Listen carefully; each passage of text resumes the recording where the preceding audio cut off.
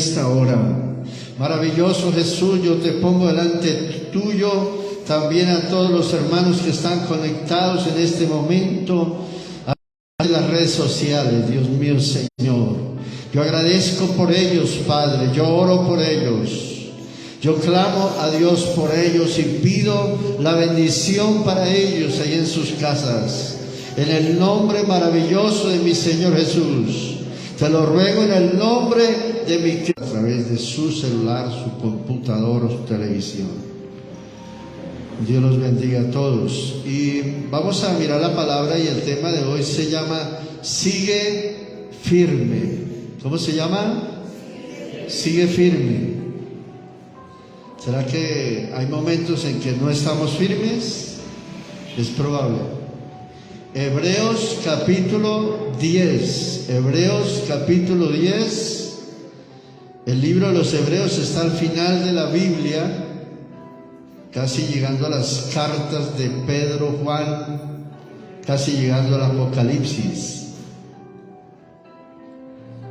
¿Ya lo tienen?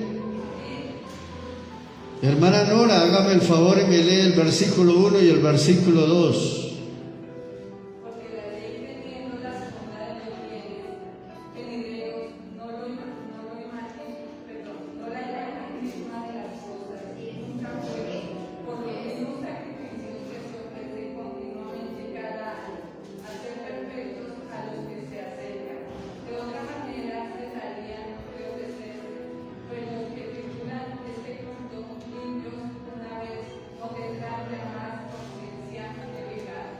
Muy bien, ahora la hermana Mariluz, aquí adelante, el 1 y el 2 nuevamente. Sí.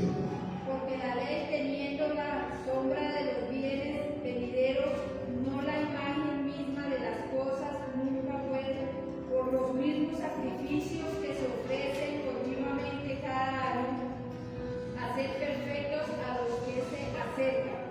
De otra manera, cesarían de ofrecerse, pues los que tributan este culto limpios una vez no tendrán ya más conciencia de pecado. Muy bien, gracias. Firmes, sigue firme.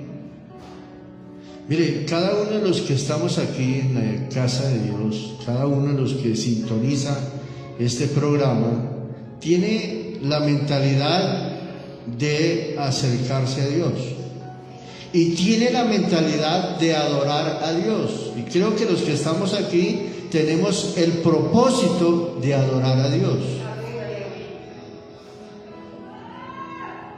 pero también tenemos el deseo de que Dios nos limpie y nos santifique, y por eso venimos a la casa del Señor.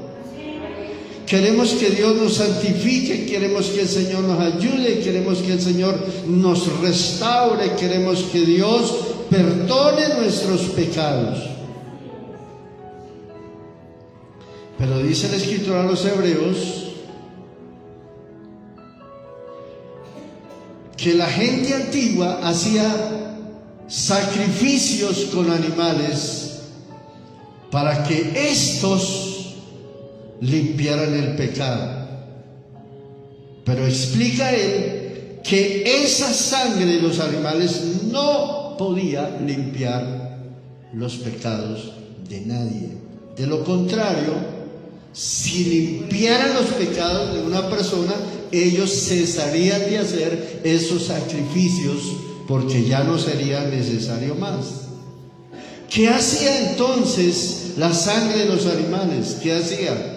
Pues lo que hacía era calmar los sentimientos de culpabilidad a causa de sus pecados, pero no podían purificarlos, no los podían santificar. El pecado continuaba ahí, en el corazón de la gente. Los animales no podían quitar el pecado. Pero nosotros tenemos una buena noticia. ¿Cuánto alaban al Señor? Que el Padre Celestial y Jesús se pusieron a hablar los dos. Y en este caso, el que está hablando es Jesús. Y dice: Señor, tú me diste cuerpo con un propósito.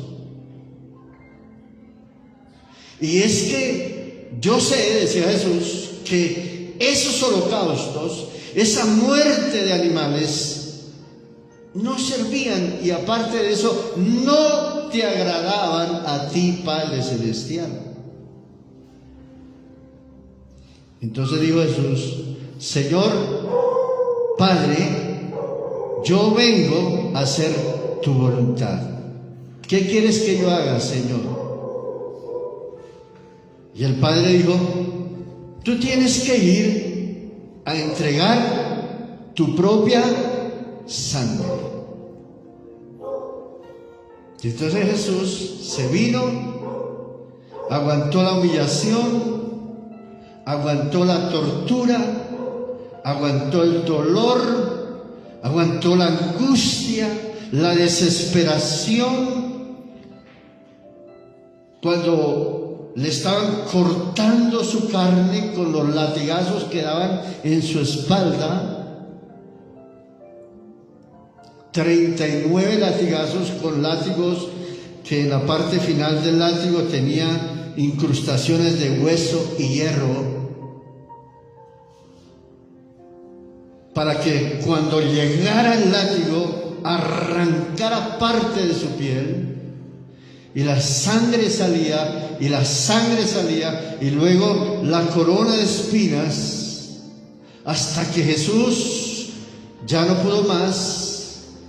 Luego, cuando le pusieron los clavos en las manos y los clavos en los pies, y la sangre seguía saliendo, era un acto de obediencia de parte de Jesús para decir: yo entrego mi sangre en beneficio de todos los que crean en mí. Bendito sea el Señor Jesús. Y eso aconteció, efectivamente. Entonces se murió Jesús, y al final le clavaron una lanza, y toda su sangre salió de su cuerpo, y como si fuera poco, salió agua de su cuerpo, como diciendo: ya aquí no hay más sangre. Y cuando vinieron los soldados a romperle los huesos, porque eso hacían con todos los que crucificaban para que de verdad se murieran, a Jesús no le rompieron los huesos. ¿Por qué? Porque vieron que realmente ya estaba bien muerto. Pero entonces, caso seguido, Jesús subió al tercer cielo y se encontró con su papá Dios Padre, y dijo: Señor, aquí estoy, he entregado mi sangre. Se sentó entonces a la diestra del Padre, y allí en la diestra del Padre, dice la Escritura a los Hebreos, Él está esperando que todos sus enemigos sean puestos por estrado de sus pies. Es decir, todos los enemigos de Dios están siendo pisoteados por nuestro Señor Jesucristo. ¿Cuánto alaban al Rey? Eso, denle ese aplauso al Rey. Aleluya, gracias. Te adoramos, Señor. Entonces, ese sacrificio a nosotros nos hizo perfectos. ¿Nos hizo qué? Perfectos, porque fue un pacto, un nuevo pacto, que el antiguo tuvo que empezarlo a abolir lentamente, tuvo que empezarlo a terminar completamente, y entonces hacer un nuevo pacto para todo aquel que crea firmemente mente. Y entonces el pacto consistía en que en la mente de cada creyente Dios ponía la ley, las escrituras, la palabra de Dios, el anhelo de estudiar palabra de Dios, para que quedara en la mente grabada de ellos y en el corazón. En eso consistía el pacto de Dios. Y por eso nosotros amamos la Biblia, y por eso nosotros queremos la Biblia, y por eso nosotros la leemos, y por eso nosotros la escudriñamos, y por eso nosotros buscamos con ardor, con ganas, con fuego, buscamos en la Biblia, cada día buscamos en la palabra de Dios. ¿Qué palabra hay para mí hoy, Señor? Dame la palabra. Y estamos anhelantes de saber cada día un versículo más de la palabra de Dios. Gracias, Jesús. En eso consistió entonces el pacto, en poner en la mente de cada uno la palabra, los mandamientos. Y dijo algo más Dios. Dijo: de hoy en adelante, para los que crean en mí, nunca más me acordaré de sus pecados y de sus transgresiones. Oiga, qué bendición, ¿no? ¿Cómo está en el versículo 17? A ver, ¿quién lo quiere leer? El 17. Léalo. Añade: y nunca más me acordaré de sus pecados y transgresiones. ¿Cómo es? Añade: y nunca más me acordaré de sus pecados y de sus transgresiones. Pero viene una pequeña preocupación para nosotros los predicadores, porque se las tenemos que enseñar a ustedes. O sea, el versículo está hermoso, está bonito.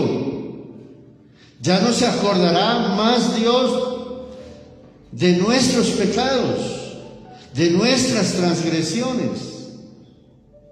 Ya no. Pero mire lo que dice el 19. ¿Quién lo quiere leer? Allá atrás.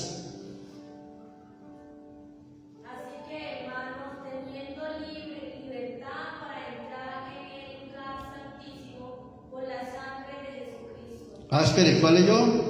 19. No, el 18, qué pena. Pues donde hay remisión de esto, no hay más ofrenda por el pecado. Listo. Donde hay remisión de los pecados que nosotros teníamos, dice, ya no hay más. ¿Ya no hay más qué? Ofrenda por el pecado. Tenga en cuenta el versículo 18, porque este es un versículo que tiende a preocuparnos un poquito. Dice: ya no hay más ofrenda por el pecado. Ya no hay más. Pero en el 19 nos da una noticia alegre. Y entonces dice: nosotros ahora somos libres. Nosotros ahora tenemos la libertad. ¿De qué? De entrar al santuario de Dios, es decir, de ir a la presencia de Dios mismo, por un camino nuevo que nos dio el Señor Jesucristo. Este es por su sangre. Entonces usted y yo podemos llegar a la presencia de Dios, botarnos de rodillas, cubrirnos con la sangre de Cristo Jesús y estar en la misma presencia del Dios vivo, frente al sacerdote que es nuestro Señor Jesús, que quita todos los pecados del mundo, como está en San Juan capítulo 1 versículo 29, cuando dice ahí: el Cordero de Dios que quita los pecados del mundo. Entonces nosotros podemos entrar a esa presencia de Dios, clamar a ese sacerdote, decirle: Señor, límpiame, santifícame, purifícame, y Él lo va a hacer. Cuando alaban al Señor, Dios, gracias Jesús, yo te alabo, Rey, yo te bendigo, Jesús. Te doy muchas gracias, Jesús. Leamos el 20. Un hermano que lea el 20. Por el camino nuevo y vivo que Él nos abrió a través del velo, esto es de su carne. Muy bien. Pero luego nos dice el apóstol, que está escribiendo a los hebreos, nos dice: les voy a dar entonces un consejo. Acérquese a Dios. Acerquémonos a Dios con una conciencia pura, con una conciencia santa y con una certidumbre de fe. Es decir, tenga fe que cuando usted se acerca a Dios, Dios le está escuchando. Y manténgase firme, sin fluctuar. ¿Qué significa la palabra fluctuar? Significa tener un cuerpo sobre el agua, pero sin vida, sin motor, un barco, un tronco de un árbol, o un papel, o algo por el estilo. Ese material no tiene vida en sí mismo. Esto es, ese material, ese barco, ese tronco está sobre el agua, pero si no hay movimiento por parte de algo externo, eso no se mueve. Entonces Dios ve también a aquellos hermanos que no tienen movimiento por sí mismos, que vienen al culto tal vez arrastrados por alguien. Venga, vamos a culto, vamos. Pero ellos no tienen la iniciativa de ir. Son personas fluctuantes. Están siendo movidos por alguien que los empuja, pero no tiene la vida interna para decir: voy contra los vientos y voy para el norte, voy para el oriente, voy para el occidente, contra viento y marea, voy a culto porque Dios me dice que vaya a culto, y contra fuerzas de enemigas, no importa las fuerzas enemigas, yo voy a la casa de Dios porque sé que eso le agrada a mi Padre Celestial.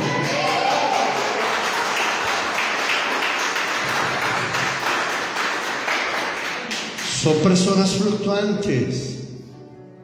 Entonces el escritor dice: no, momento, no, ustedes tienen que tener vida en sí mismos, ustedes tienen que tener propósito en sí mismos, ustedes tienen que tener movimiento en sí mismos, ustedes tienen que tener acción en sí mismos.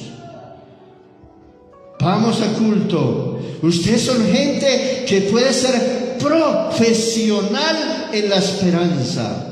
Entonces ese creyente sigue creyendo en Dios a pesar del problema, a pesar de la dificultad, a pesar de la situación. Sigue confiando en Dios y dice: yo soy un profesional de la esperanza, yo sigo esperando en Dios. No sé qué va a pasar todavía en lo que va aquí adelante, pero sigo esperando en Dios, y Dios no me dejará en vergüenza. Diga gloria a Dios. Aleluya. Gracias, Señor Jesús, no me va a dejar en vergüenza. Entonces el apóstol dice: hermano, mire, hagan una cosa, estimúlense unos a otros, dense ánimo los unos a los otros, estimúlense al amor, estimúlense a las buenas obras. Digan: hagamos buenas obras para Dios, mejoremos nuestra vida, vamos a mejorar nuestra vida, vamos a trabajar por Dios, vamos a caminar con Dios. Y luego dice: no dejando de congregarnos como algunos tienen por costumbre. Y yo creo que aquí les estoy hablando a todos, y Dios está hablando también a todos. Si usted cree que ha bajado su ritmo en la asistencia al culto, usted está dejando de congregarse. Y si los hermanos que me están viendo han perdido la costumbre de asistir, y solamente ahora me sintonizan por la pantalla pequeña, están dejando de congregarse. Y si tengan cuidado, porque Cristo va a venir pronto. Este tiempo es cerca a Jesús. Estamos cerca a Jesús. Y si lo dijo el escritor a los hebreos hace más de 2000 años, ¿cuánto más hoy podemos decir nosotros, los pastores? Cristo viene pronto. Miren, las cosas se están dando así, como tan reflejantes, como que se está viendo cosas extrañas. La pandemia, murió miles de personas, murieron por esa pandemia. Luego, como si fuera poco, en vez de que la gente se calmara después de la pandemia, entonces aparece la guerra contra Rusia, contra Ucrania, y como si fuera poco, ahora se levanta China contra otra isla que está muy pegada ahí, se me olvida su nombre. Y ahora se levantan también los palestinos contra los judíos y los judíos contra los palestinos, y parece que se va a encender la guerra en el mundo entero. Es porque Cristo Jesús va a venir pronto. No deje de congregarse, siga firme, es lo que está diciendo el Señor, sigue firme. No deje la costumbre de asistir. Pero les dije que tuvieran en cuenta un versículo atrás. ¿Se acuerdan? 18. El 18. ¿Cómo decía el 18, hermano? Pues donde hay remisión de no hay más pobreza por el pecado. Todos ahora, todos. 1, 2 y 3.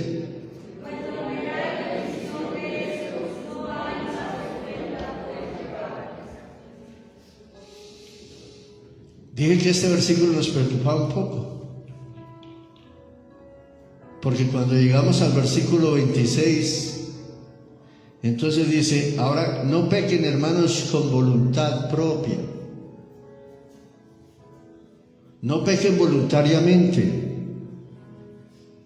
¿Cómo dice el 26? Un hermano que lo lea fuerte.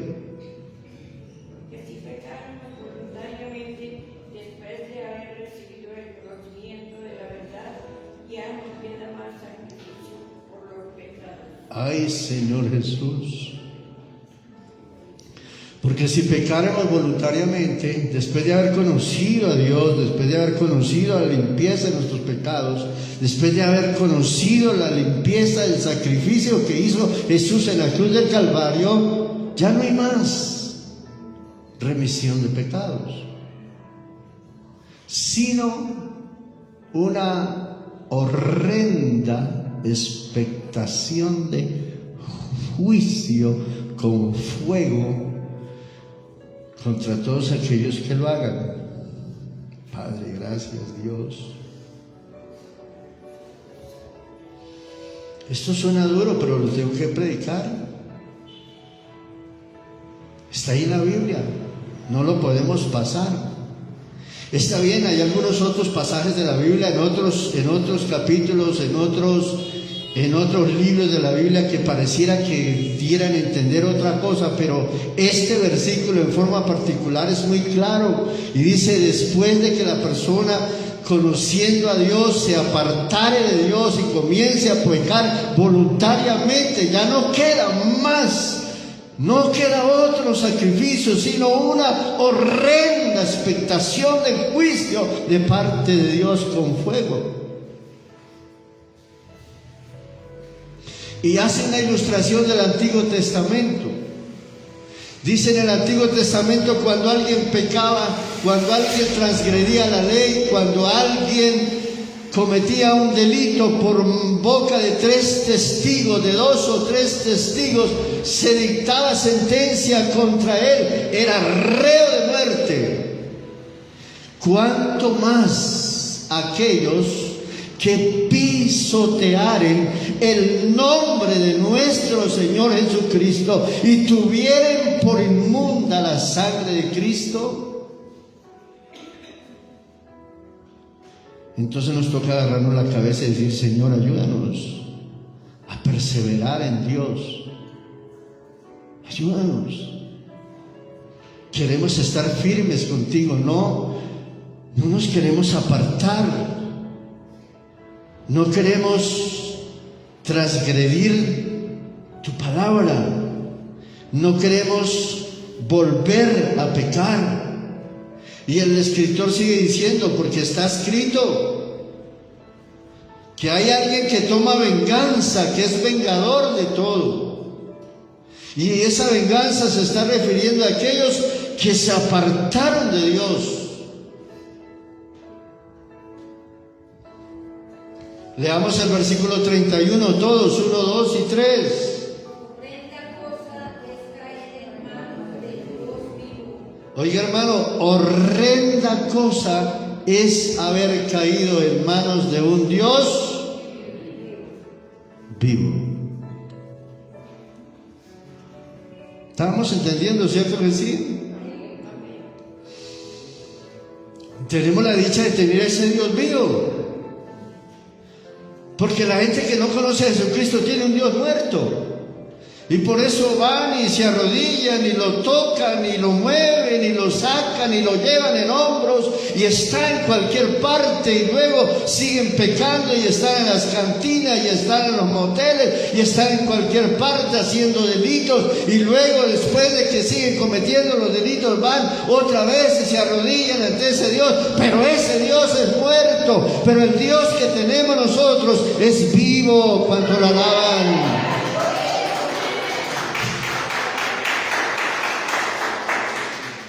Entonces, el escritor nos dice, tengan cuidado,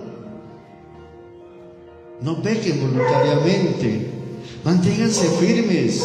Si es el caso, tengan que sufrir. Si es el caso, algunos tengan que quedar presos. Si es el caso, algunos tengan que perder finanzas. Si es el caso, algunos tengan que sufrir algún problema físico. Pero nosotros tenemos una promesa que es el reino de los cielos, la presencia de Dios continua en nuestra vida después de la muerte. Pero luego nos dice también, pero no dejen de confiar en Dios, no dejen de confiar en Dios. Acuérdense lo que dice el versículo anterior, nosotros somos profesionales en la esperanza. Entonces aquí el escritor dice, tengan paciencia, desarrollen paciencia. Miren que Cristo Jesús está próximo a llegar. ¿Cuánto lo esperamos? Y nos dice el escritor también, hermanos, no retrocedan en su vida espiritual. Permítame, alguna persona que dejó de leer Biblia, ya no lee tanta Biblia, está retrocediendo. Alguna persona que dejó de asistir al culto, a la iglesia, está retrocediendo. Alguna persona que dejó de buscar de Dios en oración está retrocediendo. Y si está retrocediendo, dice el apóstol, que está retrocediendo para perdición de su vida. Pero luego él mismo toma la vocería de todos los que lo están escuchando y dice, pero nosotros no somos de los que retrocedemos, sino los que seguimos adelante para preservar nuestra alma con Cristo Jesús. Gracias, Señor. Y usted y yo estamos acá y espero que a partir de hoy nosotros, o siempre hemos tenido, si siempre hemos tenido ese entusiasmo, siempre nos acompañe ese entusiasmo y podamos decir, aquí estoy, Señor, estoy firme con Jesús, estoy firme contigo, Dios del cielo, nunca voy a retroceder, vamos a seguir adelante. ¿Cuánto alaban al Señor Jesús? Eso. Gracias, Jesús. Porque sus promesas son grandes. Y esa parte me faltó explicarles allá atrás en un versículo donde dice, mi Dios que trae todas estas promesas es fiel. Y Dios promete bendiciones. Hermano, no tema. No tema creer en las bendiciones que Dios promete. No tenga miedo a eso. No tenga miedo en tener fe, que Dios a usted y a mí nos va a ayudar. Amén, hermanos. Mire, Joel, capítulo 2, versículo 23. Busque capítulo 2 de Joel, versículo 23.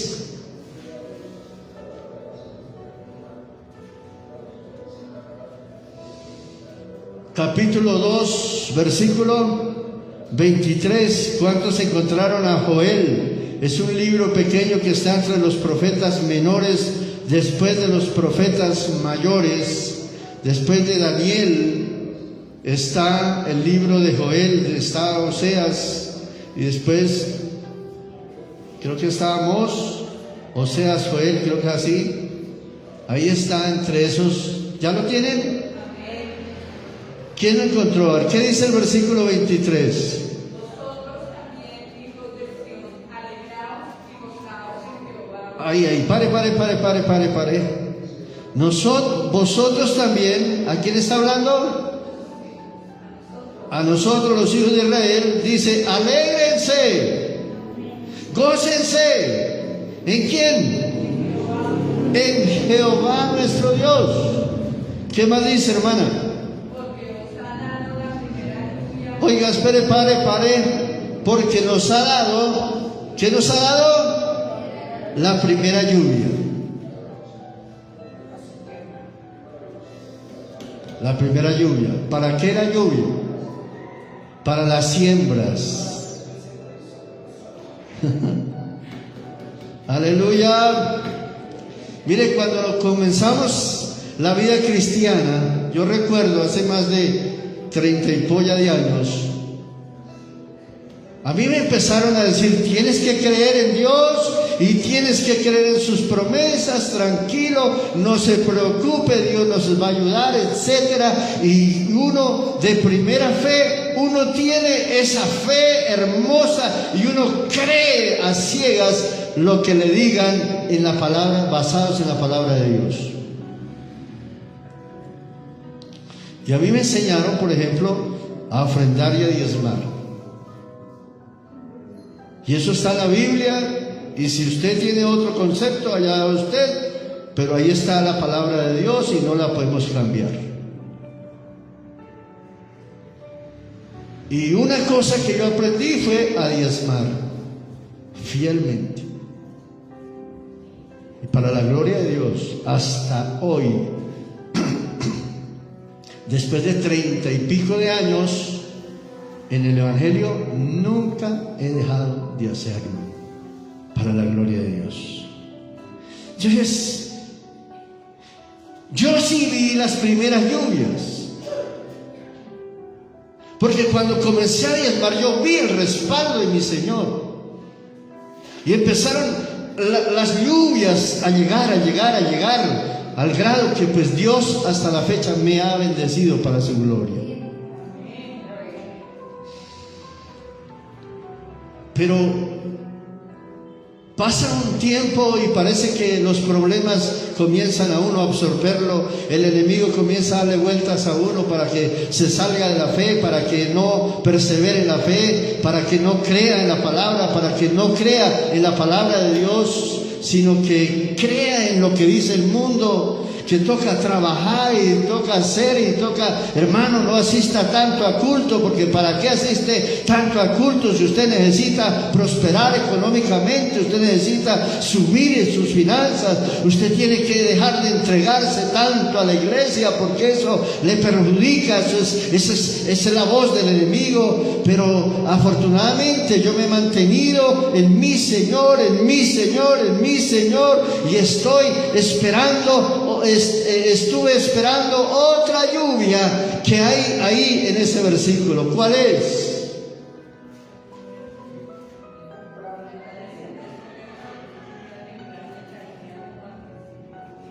¿Cómo se llama esa lluvia segunda?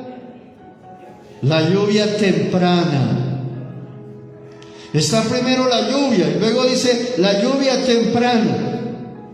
Entonces cuando Dios trae esa bendición al creyente y uno dice, sí Señor, vamos a seguir adelante, nosotros estamos siempre y que siembre y estamos sembrando, pero hay momentos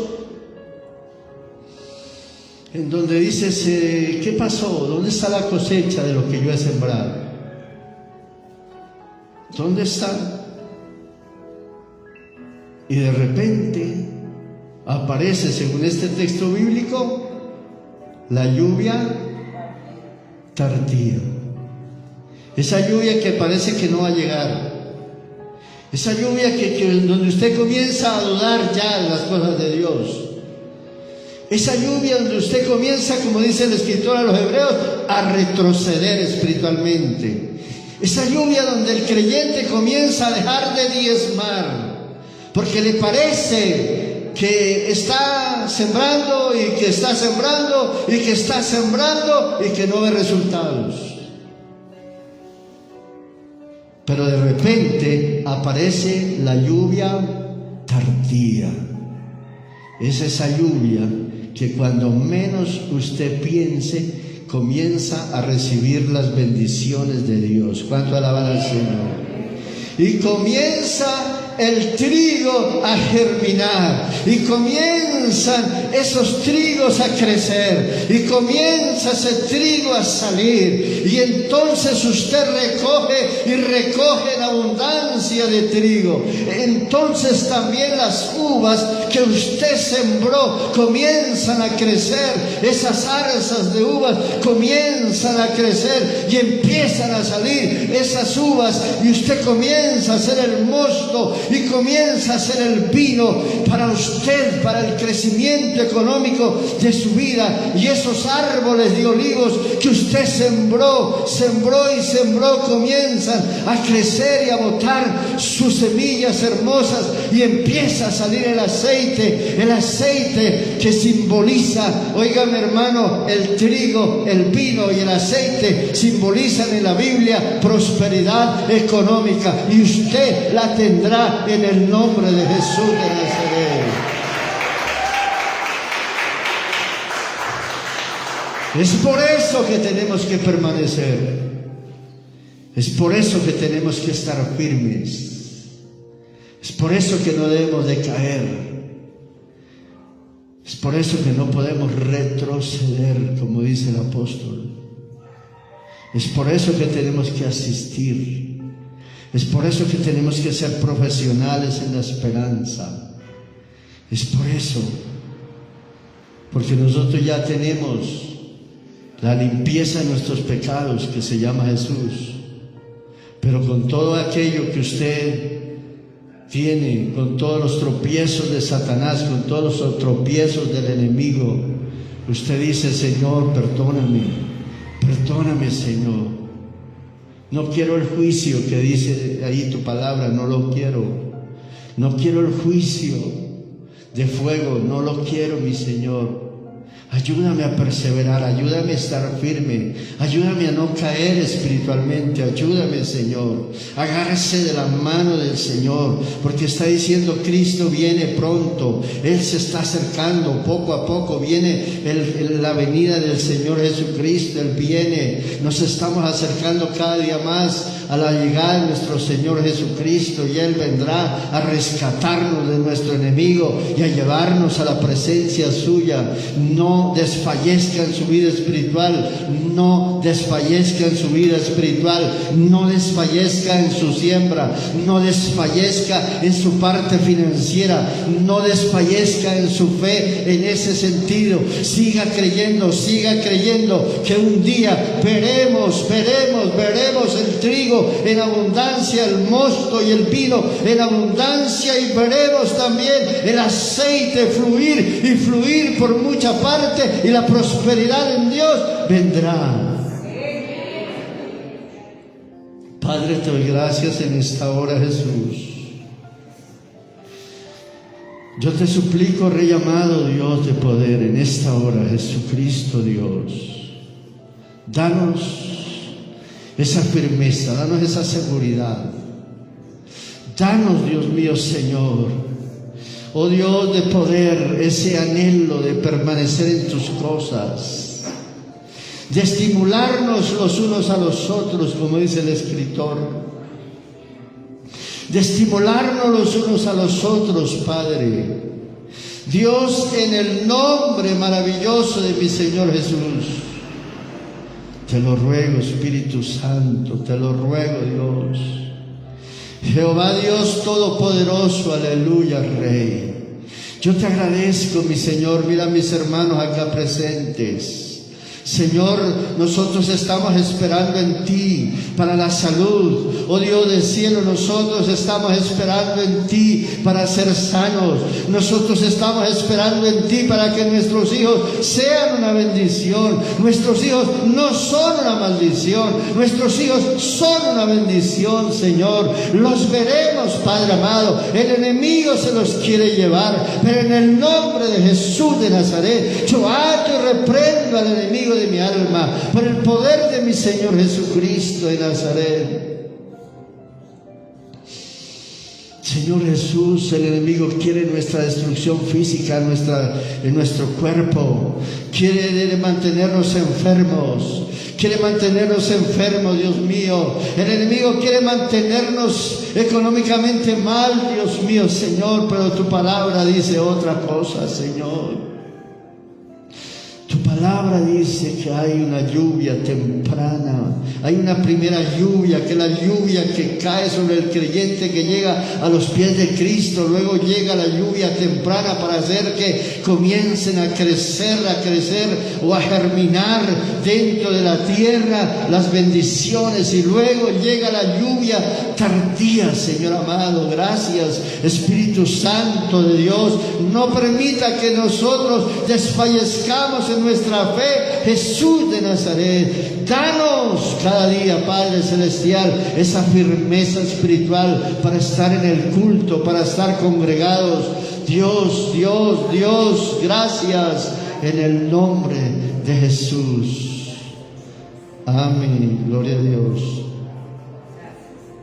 Doy gracias a Dios, primero a mis hermanos que han aportado para mí. Les agradezco en el amor del Señor Jesucristo, y porque me han bendecido con sus ofrendas.